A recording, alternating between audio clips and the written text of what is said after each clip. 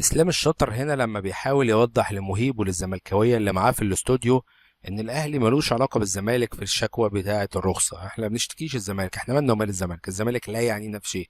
جاب فلوسه منين، جاب الرخصه منين، عمل الرخصه؟ احنا بنشتكي المنظومه.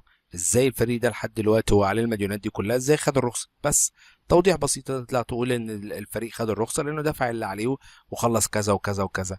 لما يبقى بتاع ابراهيم نضاي لحد دلوقتي يقول لك انا ما خدتش فلوس والزمالك ما سواش بيشتكي معايا، النادي. ونادي يعني بتاع من الاهلي مش هيشتكي بزيرة بيقول لك الزمالك. الزمالك ما سواش لا مش معايا. هيشتكي الزمالك. لكن هي اللي بيحصل ايه؟ ان انا بقى اطالب بحقي. ما هو يعني انا مش فاهم برضو، معلش، اصل الكلمه دي برضو بتضايقني جدا. يعني انا مش فاهم يعني ايه الموضوع رخصه الزمالك منتهي. كابتن خالد قالها، كابتن ايمن عبد العزيز قبل كده وانا قاعد معاه قالها.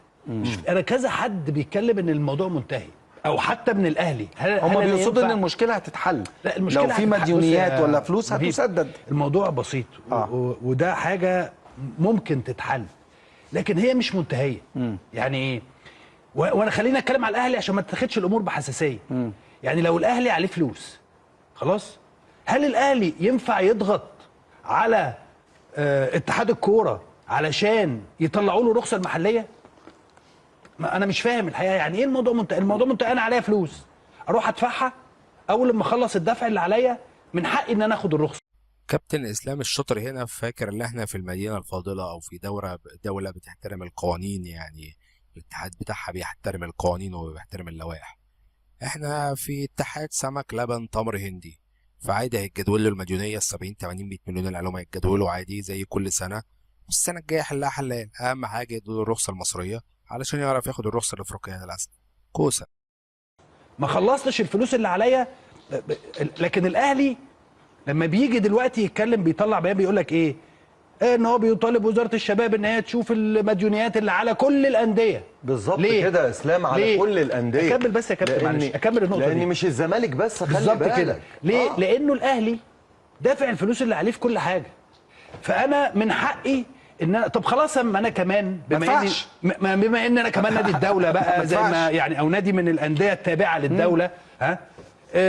خلاص، ما انا كمان ما ادفعش الفلوس دي واروح اشتري بيها لعيبه ولا اعمل بيها حاجه ولا احط فيها في فرع من الفروع او كذا او كذا. للاسف اي حد بيتكلم بينفخ في قربه مقطوعه. احنا عايزين الموضوع يتطبق على كل الانديه. ليه كل الانديه ما يبقاش معروف هي عليها كام ودفعت كام؟ الاتحاد قبل كده اتغرم علشان الزمالك وفلوسه ما اتدفعتش، وعلشان المصري وخد الرخصه واتغرم من الاتحاد الدولي. السؤال بسيط، طب طالما ده ما بيدفعش ليه كلنا ما ندفعش وخلاص بقى؟ دي الفكره. لكن ايه يعني ايه موضوع منتهي؟ مفيش حاجه اسمها موضوع منتهي. طيب هو يعني ايه الفكره؟ ان انت في مصر لازم يكون هناك مساواه. فانا ببقى مثلا نادي كده ملتزم وبدفع اللي عليا وبدفع اموري، اذا كان عليا كهرباء، اذا كان عليا اي ميه، مديونيات، كل حاجه بدفعها. انت فاهم؟ فلازم برضو يعني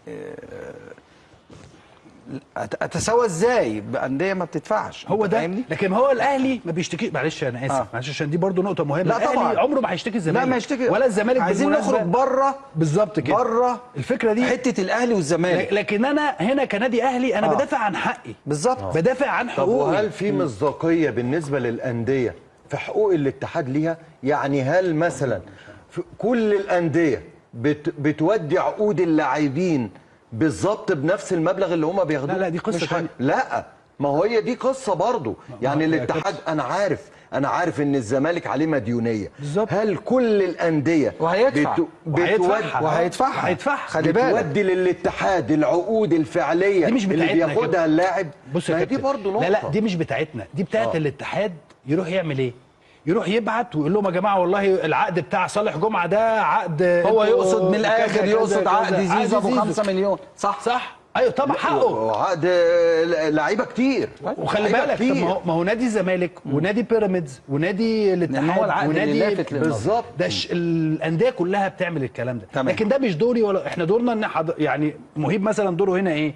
ان هو بيقول من خلال البرنامج يا جماعه في مشكله عقود كذا كذا كذا كذا. احنا مش دورنا ان احنا هنروح نشوف العقود صح ولا غلط. انا نفسي الدنيا تتغير يا اسلام. يعني احنا عايز نبني على موضوع كاس العالم واللي عامله الكابتن حسام حسن وانجاز منتخبنا الوطني، ونبني ان يبقى عندنا لوائح واضحه. برافو. طب هو دور الاتحاد يا اسلام.